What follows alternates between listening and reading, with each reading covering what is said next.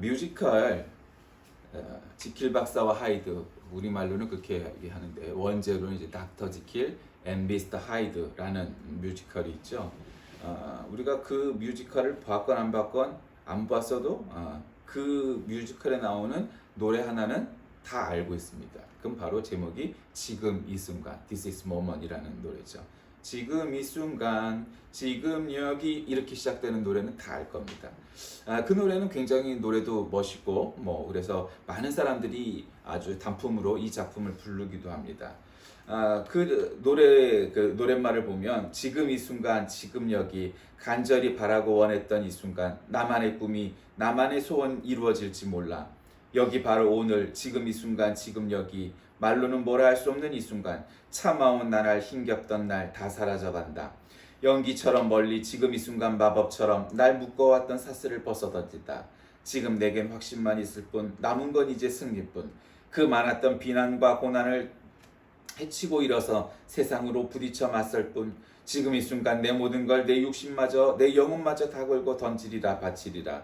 애타게 찾던 절실한 소원을 위해 지금 이 순간 나만의 길. 당신이 나를 버리고 저주하여도 내 마음속 깊이 간직한 꿈, 간절한 기도, 절실한 기도, 신이여 허락하소서. 아주 이 가사 말만으로 보면은 거의 복음성가급 가사 말이죠. 근데 우리가 잘 아다시피 이 뮤지컬은 그다지 신앙적인 내용을 내포하고 있지는 않습니다. 닥터 지킬이라는 사람이 있었는데 그는 이제 정신과 의사였습니다. 그런데 이제 어떤 신약을 개발을 했는데, 왜냐면 그 아버지가 정신분열증을 갖고 있었고 정신과 의사로 일하다 보니까 그 사람들을 위한 약을 개발했는데 그 약이 굉장히 효험이 있다고 믿어지게 돼서 임상실험을 하길 원했는데 사람들이 바라지 않았습니다. 그래서 본인이 그걸 직접 먹고 실험 대상이 되려고 임상실험하죠. 요즘 우리 코로나19 사태도 임상실험을 해야 되잖아요. 그것도 3차례 걸쳐서 해야 된다는데, 그래서 이제 아버지는 이미 돌아가셔서 그 아버지의 그 초상화 그림 앞에서 아버지의 그 초상화를 보면서 이 노래를 부르는 대목이 바로 이 뮤지컬의 한 장면입니다. 그러고서는 이 약을 먹고, 이 약을 먹기만 하면 이 닥터 지킬에서 미스터 하이드가 되는 겁니다. 하이드라는 이름을 갖게 되죠. 근데 우리가 옛날에 보면은 어벤져스에서도 나오지만 이렇게 막 그냥 화가 나면은 이렇게 체격이 커지는 그러한 일도 있죠. 그거하고 똑같다고 생각하시면 됩니다. 그렇게 변화되어서 다 이 약을 안 먹었을 때 이 닥터 지킬에서 약을 먹으면 이제 하이드 씨, 미스터 하이드가 되는데, 이 사람은 아주 폭력적이고 그래서 막 여자를 때리기도 하고 굉장히 폭력적인 아주 난폭한 공격적인 성향을 띠게 됩니다. 원래의 의도는 그 약을 먹음으로써 사람들이 아주 선하고 선과 악을 이렇게 분리해내고자 하는 것이 원래 목적이었는데 그렇게 되지 않게 되죠. 우리가 아다시피 닥터 지킬과 미스터 하이드 이 작품은 결국 이게 파국으로 끝나는 해피엔딩이 잘 안 되는 그런 드라마, 그런 스토리를 갖고 있다는 것을 우리가 알게 됩니다. 자, 오늘이 성령 강림절입니다. 제가 신학교 다닐 때 그 신학 도서들에서 굉장히 인상적인 게 있었습니다. 그건 물론 이제 독일이나 미국의 신학 박사들이 책을 쓰면은 그게 참 수준이 높고 이해하기 힘들고 어렵다 이런 것도 있었지만, 항상 그 머릿말에 매년 성령 강림절 연구실에서 아무개가 이런 식으로 꼭 씁니다. 부활절에 아무개가, 성탄절에 아무개가, 추수감사절에 아무개가. 그러니까 제 책 말미에 보면 꼭 성령 강림절, 부활절, 주현절, 성탄절 이렇게 교회력 절기에 즈음하여서 꼭 그 대목을 쓰는 것이 굉장히 인상적이었습니다. 우리가 흔히 오순절이라고도 얘기하는데, 원래 엄밀하게 말하면 오순절은 구약의 절기죠. 오순이라는 건 뭐냐면, 오라는 건 5오자고 순자는 10순자입니다. 그러니까 5 곱하기 10은 몇이야? 50. 그러니까 다시 말하면 50일을 오순이라고 얘기합니다.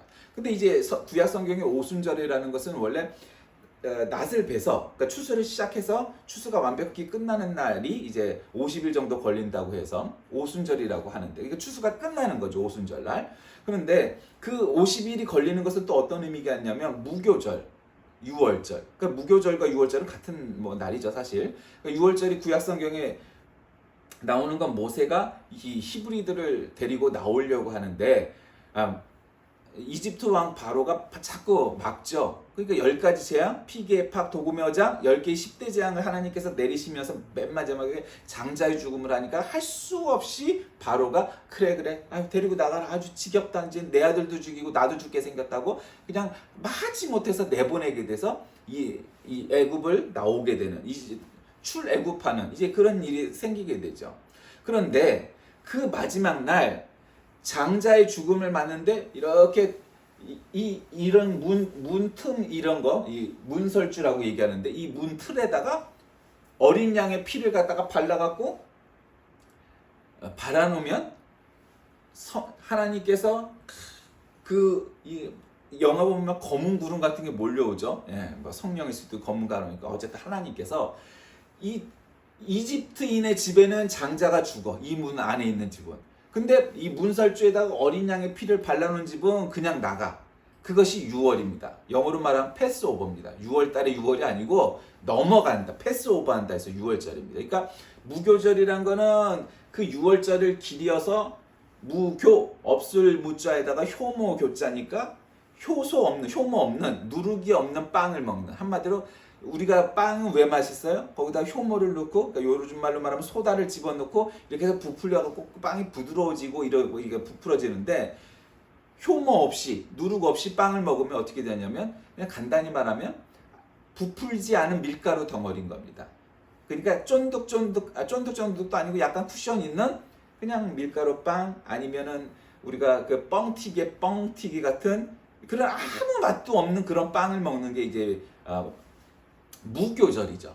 그러니까 그것에서 무교절 6월절에서 50일 후가 바로 오순절이었습니다. 그런데 신약 시대로 넘어와서 예수님께서 부활 승천을 하셨습니다. 우리가 지금 부활절을 지난주까지 부활절 절기였잖아요. 그러니까 예수님께서 40일 동안 이 땅에서 계시다가 하늘로 부활 승천하셨습니다. 그러니 남은 12제자, 12사도와 나머지 사람들은 어떻겠어요? 이게 황당한 겁니다. 죽은 거는 아니지만 여러분, 배우자가 먼저 죽어도 그 상실감이 얼마나 배우자들이 크고, 뭐 사람이 가족이 죽어도 남은 유족들이 얼마나 상실감이 클 텐데, 예수님께서 바로 어제까지 내 옆에 계시고 같이 밥을 먹던 사이인데 예수님께서 하늘 부활 승천해 버리셨어요. 그러니까 이 사람들이 상실감이 컸다고. 야, 이제 예수님이 대장이 없는데 우리는 어떻게 하냐? 참나 이거. 그리고 갈 바를 몰라 했단 말이에요. 우왕좌왕했어요. 그런데 마가의 제자인 마가의 그 집에 다락방이 있었어요. 그 마가의 다락방. 거기에 모여서 예배를 드리고 밥을 먹고 뭐 이러기 시작을 했어요. 그런데 문제는 거기서 열심히 기도를 했는데 그날이 언제였냐면 오순절 날이었어요. 그날이 하늘에서 바람과 같이 불과 같이 성령이 임하셨다. 성경은 사도행전 2장에 그렇게 말해요. 그러니까 그날이 교회의 시작이 된 거예요. 그전에는 교회가 있지는 않았어요. 왜냐면 예수님이 계실 땐 교회가 필요 없었어요. 우리가 천국에 가면 교회가 있을까요? 없을까요? 없어요. 교회가 필요가 없으니까요. 왜 교회가 필요가 없어요? 하나님의 나라 전체가 교회인데 왜 교회가 필요하고 예배당이 필요하겠어요? 근데 그 오순절날 성령 강림을 하는 거예요. 왜? 그러니까 그 전에 물론 구약 성경에도 성령님이 드러나세요. 근데 사람들은 드러나도 모르고 뭐 복수로 써서도 엘이 하나님의 단수인데 엘로힘 복수로 써도 하나님은 한 분이시다 그렇게 그냥 생각을 했어요. 왜냐하면 그들을 대표해서 나타났던 것은 항상 성부 하나님이셨으니까. 그랬는데 성령님께서 막 임하셔서 불같이 바람처럼 임한 거예요. 그러니까 사람들이 뜨거워진 거예요. 막 우리도 기도하고 중생하고 그럴 때 막 뜨거워지죠. 에? 그리고 또 막 그냥 바람처럼 막 성령님께서 오시고, 그다음에 또 우리가 가장 잘 나타나는 게 방언을 하게 되죠. 뭐 모든 사람이 하는 건 아니지만 방언을 받기도 되죠. 근데 지금 우리가 하는 방언과 이때 하는 방언은 좀 다른데 어쨌든 방언을 받아. 그래서 사람들이 샬라샬라 된 거예요. 막 랄랄랄라 된 거예요. 근데 우리가 하는 지금 방언은 이게 하나님만 알아들 수 있는 방언이기도 하고, 물론 이제 방언 통역의 은사가 있는 사람이 이제 통역을 해주기도 하지만 대부분은 하나님만 알아듣고 다른 사람은 몰라. 그런데 이때의 방언은 그런 방언이 아니고, 그러니까 신학자들의 의견, 성사학자들의 의견에 따르면 이때는 이게 대인 방언이라고 해서 그러니까 지금 한마디로 말하면 외국어를 할 수 있게 된 거예요. 지금 말로 쉽게 말하면 내가 영어를 한마디도 못했어. 들어본 적도 없어 영어를. 그런데 갑자기 그냥 성령을 받던 이 사람이 샬라 영어로 방언을 하게 된 거야. 아무 한마디 들어보지도 못한 스와힐리어로 방언을 하게 된 거야. 왜? 이때 이 사람들이 이 마가의 다락방에 모였던 사람들이 제자들만 모였던 게 아니고 전 세계에 흩어져요. 그 당시 전 세계죠. 소아시아, 뭐 북아프리카, 뭐 아랍 세계 뭐 모든 이 사람들이 이렇게 모여갖고 예배를 드렸는데 외국이냐? 그러니까 이 사람이 예수를 알고 믿기는 했는데 설교할 수도, 기도해 줄 수도, 설명할 수도, 가르칠 수도 없어. 왜? 내가 그 나라를 모르니까. 그 나라 말을. 그래갖고 이때부터 말이 그냥 터지기 시작을 해서 이 사람들을 나는 한 번도 그 나라 말을 배운 적이 없는데 그 나라 말이 터지기 시작을 해서 방언이 터지기 시작합니다. 그게 성령 강림절, 오순절 성령 강림 사건입니다.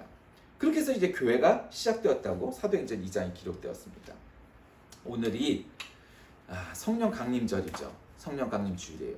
저는 오늘 지금 이 순간 이런 제목으로 말씀을 나누고자 하는데 오늘 로마서 말씀은 우리가 소망으로 구원을 얻었음에 보이는 소망이 소망이 아니니 보는 것을 누가 바라리요?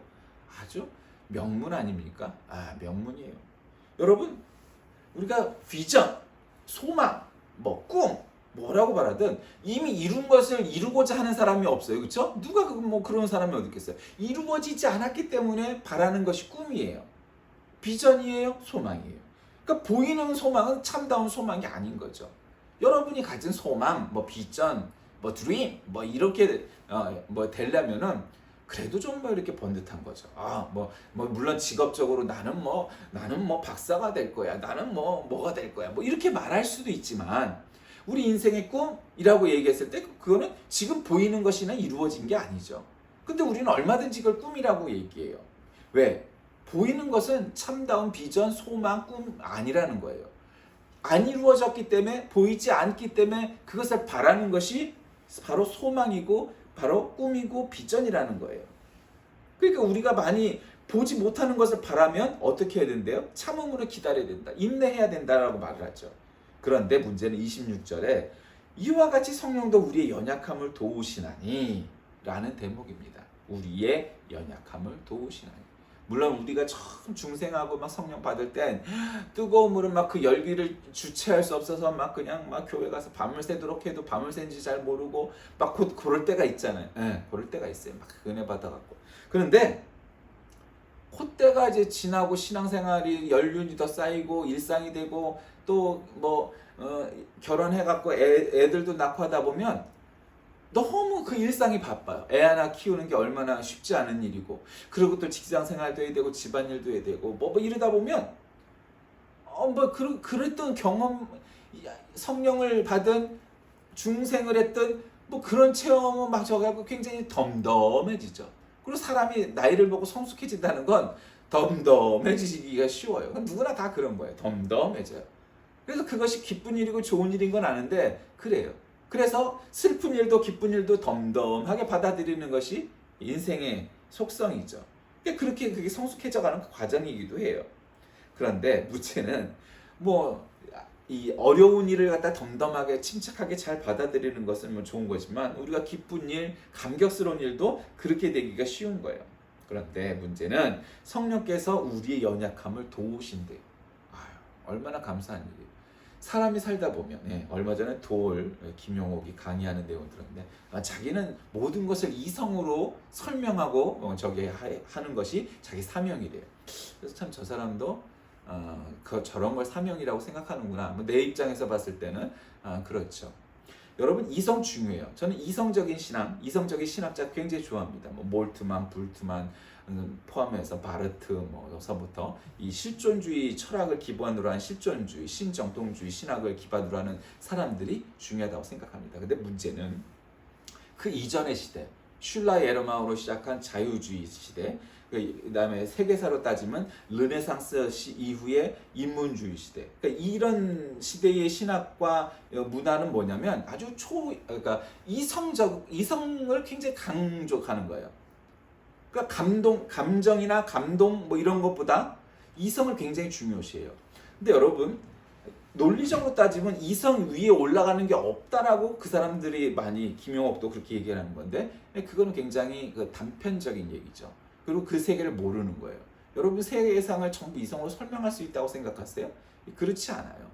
여러분 문학적인 감동 같은 것은 어떻게 이성으로 다 설명을 하겠어요? 그 이상의 것이 그러니까 이성을 초월하는 수준의 감동과 감정도 존재하잖아요.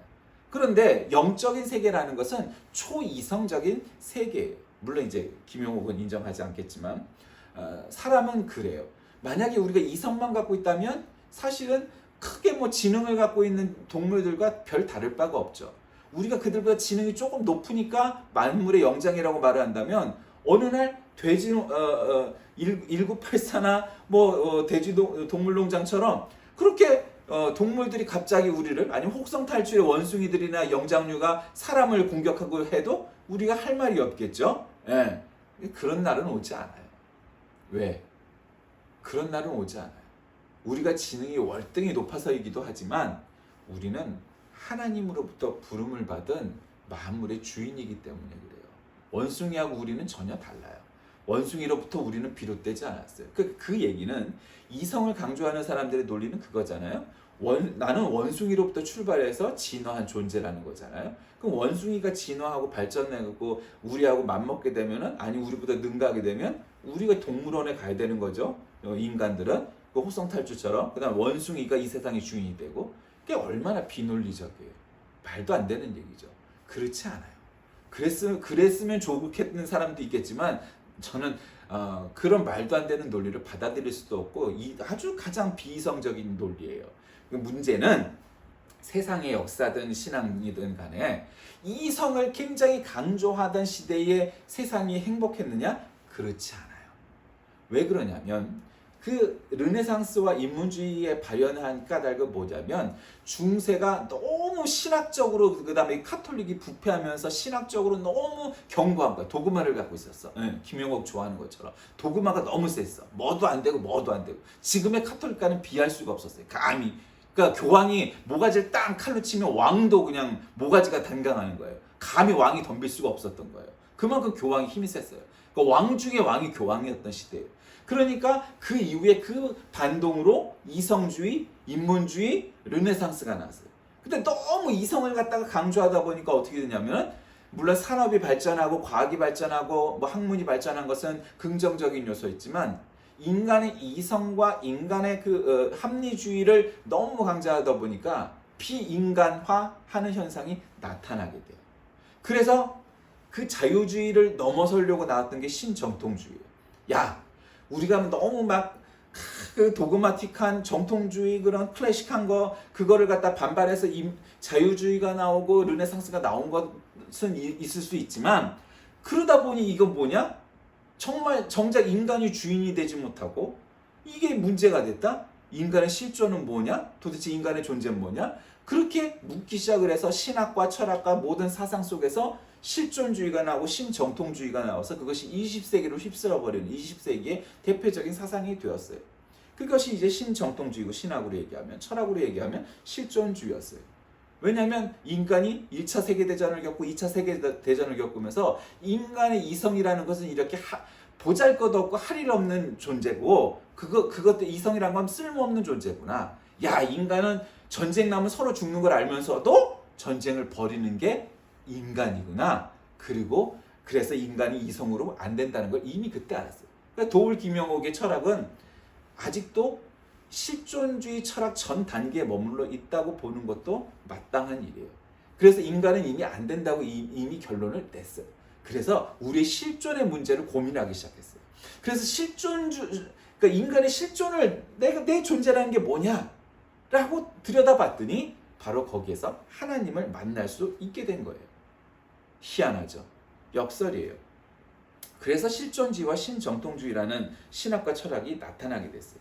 우리의 연약함을 도우시는 성령님, 보이지 않는 것이 소망인데 그 소망을 우리가 이루려고 하니까 안 돼. 그래서 그것을 도우시는 것이 성령님이시라는 거예요. 그러니까 성령님은 우리에게 인내를 갖게 하고 견딜 수 있게 하고 이것을 이룰 수 있게 하고 결국 궁극적인 성취, 궁극적인 구원을 얻게 하는 것이 바로 성령님이시라고 말씀하시는 거예요. 마음을 살피시는 이가 성령의 생각을 아시나니 이는 성령이 하나님의 뜻대로 성도를 위하여 강구하신다. 여러분, 삼일체 하나님께서는, 다음 주가 삼일체 주일이지만 성령님께서 우리를 위하여 탄식하고 우리를 위하여 기도하신다고 했어요. 왜 성령님을 보내주었냐? 이제 예수님이 없으니까 제자들이, 사람들이, 아니 우리를 도대체 누가 돕고 우리를 이끌어줍니까? 그래? 그럼 내가 성령님을 보내줄게. 그래서 성령께서 우리에게 오신 거죠. 그 성령님께서 보이는 거예요. 그러니까 쉽게 얘기하면 아이들, 아주 유아스럽게 설명하면 이런 거예요. 옛날 디즈니 만화에 보면 아주 대표적으로 맨날 제가 잘 얘기하는 거지만 천사처럼 날개를 달린 천사의 가 여기 나타나고, 여기 마귀가, 사탄이 나타나갖고 이 착한 일 해야 돼, 나쁜 일 해야 돼, 막 이렇게 하는 거 있죠. 성령님께서 마치 그런 역할을 감당하신다는 거예요. 뭐 그것만 하신다는 건 아니지만 우리가 하나님의 뜻대로 살아야 돼, 말씀대로 살아야 돼, 남을 더 사랑하고 이익을 위해서, 공동의 이익을 위해서 살아야 돼. 너의 욕심대로 살면 안 돼. 너 욕심대로 산다는 건 마귀의 힘이죠, 그렇죠? 남들을 짓밟고 일어서고 남들이 어떻게 되든지 말든지 관계없고 나만 성공하면 돼, 나만 1등하면 돼. 그거는 마귀의 생각이에요. 그러나 남의 생각도 역지사지로 생각하고, 낮은 사람도, 또 상처받은 사람도, 가족 중에 죽음을 당한 사람도 생각하는 거, 그게 하나님의 생각이고 성령의 생각인 거죠.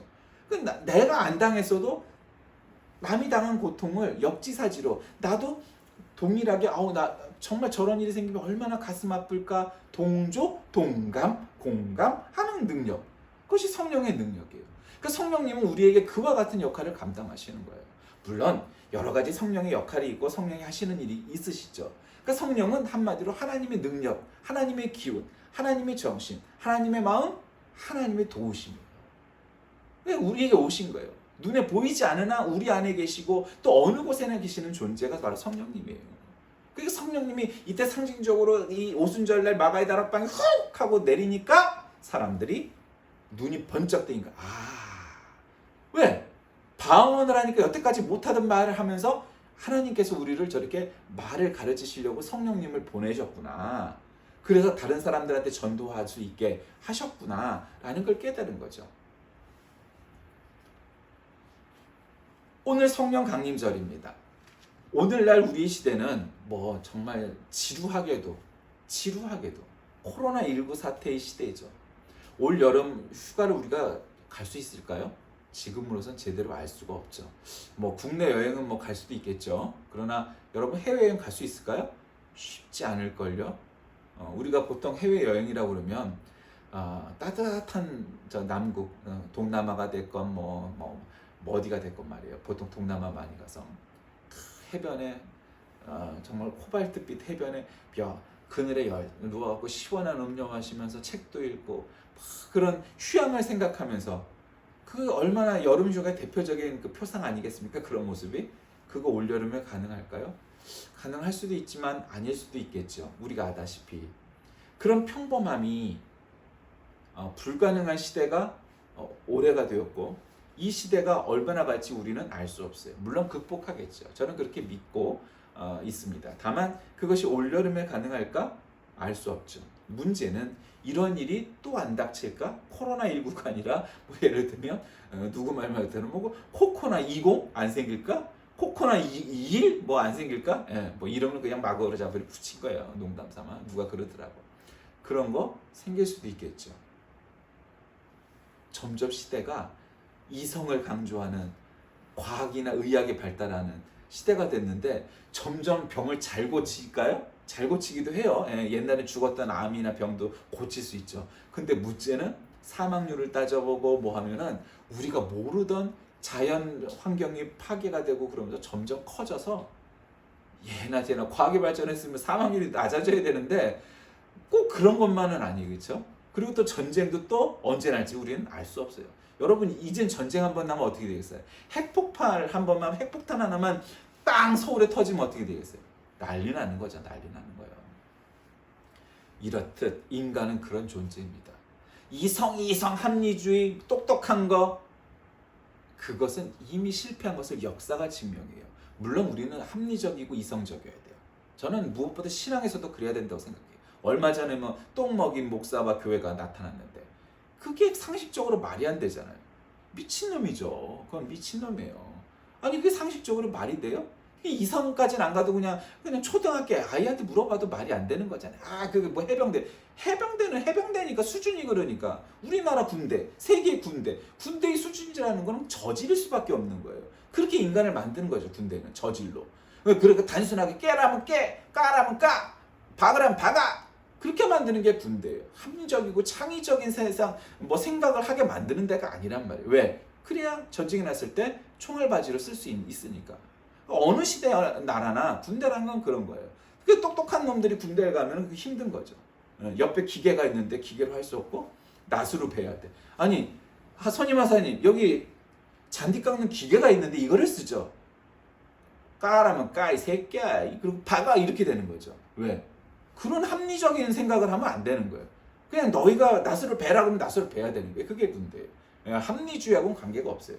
근데 이제 문제는 합리주의적인 생각을 한다 한들 한계에 봉착하고 있다는 걸 우리가 고백을 해야 되는 거예요. 인정해야 되는 거예요. 이성은 최고의 선이 아닙니다, 여러분. 결국 우리가 생각을 해야 됩니다. 이성적여야 되지만 이성으로는 모든 것을 극복할 수가 없어요. 뭐가 필요하느냐? 거기에 신앙이 필요합니다. 거기에 믿음이 필요한 거고 그러기 위해서는 성령님과 동행하는 삶이 되어야 됩니다. 오늘 이 성령 강림절날 이 어려운 코로나19 사태에 도대체 우리에게 가장 필요한 건 뭡니까? 성령 충만입니다. 우리가 기도하고 말씀을 읽고 내가 어떻게 하면 하나님 뜻대로 살아갈까 늘 우리를 스스로를 돌아보지 않는다면 이 어려운 시대에 점점 이기적인 존재가 될 수밖에 없어요. 여러분 그나마 우리는 안 그런 나라잖아요. 그런데 그렇게 세계에서 제일 잘 산다는 미국도 뭐 어느 나라도 마트에 가면 휴지가 없다고 그러죠. 얼마나 이 비이성적 행위가 나와요. 근데 그 이성적이어서 그래요? 아니에요. 근데 문제의 본질은 뭔지 아세요? 이성적으로 합리주의적으로 생각을 하면은 그럴 필요가 없는데 그것도 안 돼서 모든 보이는 휴지, 보이는 밀가루, 빵 전부 사다가 집에다 쟁여놓는 거예요. 왜요? 인간의 욕심 때문이죠. 결국 성령님은 이런 불필요한 욕심을 버리고 오직 하나님만 바라보며 가장 합리적이고 가장 마땅하고 옳은 일대로 살아갈 수 있게 우리를 이끄시는 일입니다. 말씀을 정리합니다. 신자는 하나님의 양자로 대우를 받은 양자로 부름을 받은 사람들입니다. 그래서 옛날에는 죄의 자녀였다가 이제는 하나님의 자녀가 되어 있죠. 그런 우리에게 필요한 것은 무엇인가? 그것은 성령 충만입니다. 성령 충만하지 않으면 우리가 바라고 있는 소망 그리고 인내 그리고 어려운 시대를 이 어려운 세파를 이겨나갈 수 있는 힘 결코 나올 수 없습니다. 우리가 말씀을 읽고 찬양을 하고 기도하고 예배를 드리고 훈련을 받고 그다음에 봉사를 하고 하는 까닭이 무엇입니까? 그것은 바로 그와 같은 이 세상을 변화시키기 위해서죠. 왜? 우리가 하나님으로부터 하나님의 자녀가 되는 은혜를 받았기 때문이죠. 우리가 무슨 돈을 내고 아니면 우리가 무슨 대가를 치르고 하나님의 자녀가 된 사람들이 아니에요. 그러니까 우리도 아무런 대가 없이 자녀가 되었기에 세상의 많은 사람들을 향하여 복음을 전도하고 그들을 하나님의 자녀로 만들려고 하는 그런 꿈이 그러한 소망이 우리에게 있어야 되는데 그러려면 성령 충만해야 합니다. 성도는 하나님의 영원한 사랑으로 구원을 얻어서 천국에 대한 소망을 소유한 자입니다. 그러나 이 세상을 살아가면 불교의 표현대로 고통의 바다, 고통이 어려움이 문제가 계속 우리를 닥쳐오게 되어 있습니다. 우리가 성령 충만하지 않으면 사탄이 계속 우리를 유혹하고 우리를 핍박하고 우리를 공격하게 마련이죠. 그 모든 것들을 이겨나가기 위해선 성령 충만해야 됩니다. 지금 이 순간 우리에게 필요한 건 무엇입니까? 성령 충만입니다. 지금 이 순간 우리에게 필요한 건 무엇입니까? 하나님의 사랑입니다. 지금 이 순간 우리에게 필요한 건 무엇입니까? 자금이나 경력이나 학력이나 뭐 이러한 다른 인간적인 어떤 것이 아니라 바로 하나님을 향한 믿음, 그것만이 우리에게 가장 필요한 것임을 믿고 어려운 순간마다 서로 합력하여 선을 이룰 수 있도록 성령 충만하고 믿음을 잘 가져서 우리가 서로가 서로에게 도움이 되고 덕이 되고 그런 서로를 돕는 우리 모두가 되시길 주의 이름으로 간절히 기도합니다. 살아계신 하나님, 오늘 이 성령 강림절날 아침 우리는 어떻게 하면 더 성령 충만할까 말씀을 통하여 되돌아봅니다. 보이지 않는 것을 보이게 하고 또 아직 이루어지지 않은 것을 기다리는 인내를 우리에게 허락하시고 어려운 세파 속에서 이 고난을 이겨나갈 수 있게 하심을 오늘 성경은 말씀하십니다.